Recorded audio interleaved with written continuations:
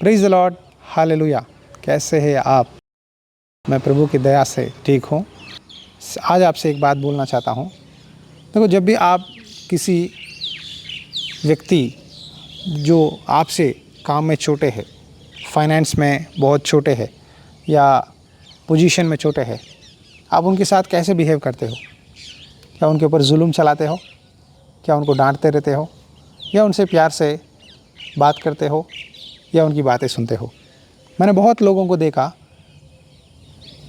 जो बिज़नेस करते हैं, बड़े बड़े नौकरियां करते हैं, जब उनके पास कोई काम करने आता है, प्लम्बर, मिस्त्री, इलेक्ट्रीशियन, कोई भी छोटा मोटा काम करने वाला, सफाई करने वाला, तो उनसे बातें करने में पसंद नहीं करते।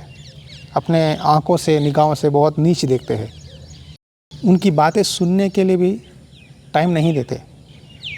लेकिन मसीह में ऐसा रहना गलत है। कभी मत समझो कि मैं ज़्यादा पढ़ा लिखा हूँ, मैं अच्छा काम करता हूँ, मेरी पोजीशन बड़ा है, मैं इनसे क्यों बात करूँ, इनकी सलाह क्यों लूँ। मैं इनसे बड़े बड़े लोगों को, जो मेरे पोजीशन के बराबर है, जो बड़े बड़े कॉन्ट्रैक्टर से, बड़े बड़े लोग हैं, उनसे मैं बात करूँगा। ये लोग छोटे लोग हैं, इनसे क्या है, ये तो मामूली सी सादा लोग हैं। कभी भी ऐसा मत समझो। देखो, ज्ञान बुद्धि सबके पास होता है। जो बातें उनको पता है, आपको शायद पता नहीं है, शायद, और जो बातें आपको पता है, जो पढ़ाई, जो नौकरी, जो काम आप करते, शायद उनको मालूम नहीं है। ये दुनिया ऐसा परमेश्वर ने बनाया कि सबके साथ हम सीख सकते हैं। देखो, इस प्रकृति से हम सीख सकते हैं, इस चिड़िया चिड़चिड़ कर रहे हैं, इनसे सीख सकते हैं। हर एक चीज़ को कुछ ना कुछ लेसन या सबक सिखाता है। तो यहाँ आज वचन में रोमियों की पत्री अध्याय 12 वचन 16 में ऐसा लिखा है, आपस में एक सा मन रखो, अभिमानी ना हो, परंतु दीनों के साथ संगति रखो, अपनी दृष्टि में बुद्धिमान न हो। आपस में एक सा मन रखो। कोई भी आदमी आपके घर में काम करने आए हैं या ऑफिस में काम करने आए हैं, कहीं भी, उनसे एक ही स्वभाव जो आप अपने दोस्तों से, अमीर लोगों से या आपसे नौकरी में कुलीग से, वही चाल चलन उनके साथ रखो।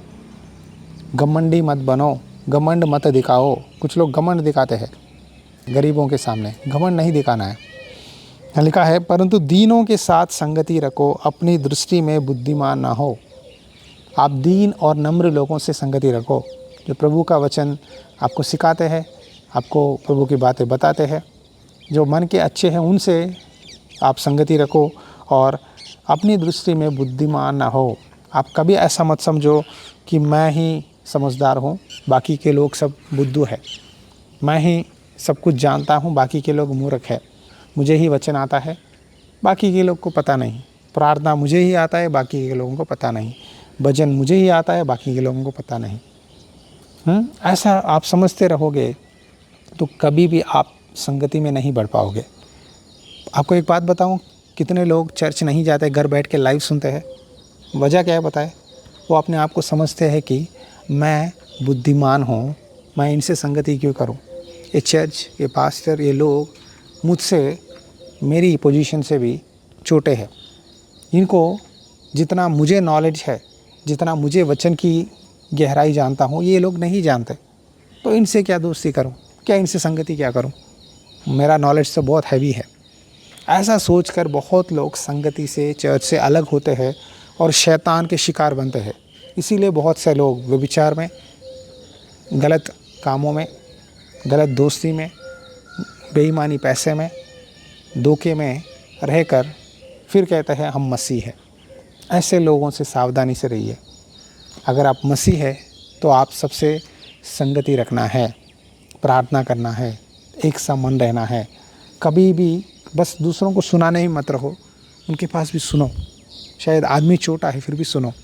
मैं चर्च में जो भी कारीगर काम करने आते हैं, देखो पीछे प्लास्टर का काम हुआ है, इस तरह जो काम करते हैं, मैं उनकी बातें भी सुनता हूँ। एक 10 मिनट सुनता हूँ, पहले उनकी बातें सुनने के बाद तब मैं प्रभु के बारे में बताता हूँ। सबकी बातें सुनना ज़रूरी है। कभी भी मत सोचो कि मेरी बात ही सब लोग मानना है, मैं जो कहता हूँ वही चलना है।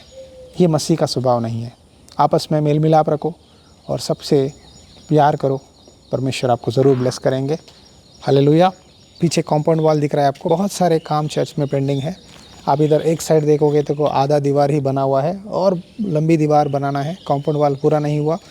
अगर परमेश्वर आपको इस काम के लिए प्रेरणा दे, ये बहुत अच्छा काम है, क्योंकि प्रेरित पौलुस ने बताया कलीसिया से कोरिन्थियों में कि तुम परमेश्वर की सेवकाई के लिए दान इकट्ठा करो और परमेश्वर का काम के लिए सहयोग दो। एक अच्छा काम के लिए जहां आप बीज बोते हो, इसके बदले में परमेश्वर आपको बहुत गुना प्रतिफल देगा, क्योंकि ये वाचा का भूमि है। परमेश्वर ने हमें वादा देकर दिया, इस जगह में अगर आप अपना बेड बेचकर इस काम में सहयोग दोगे, परमेश्वर ज़रूर आपके परिवार और आपके बच्चों को ब्लेस करेंगे और आपके जीवन में बहुत सारे आशीष आएंगे। God bless you. परमेश्वर आपको आशीष दे।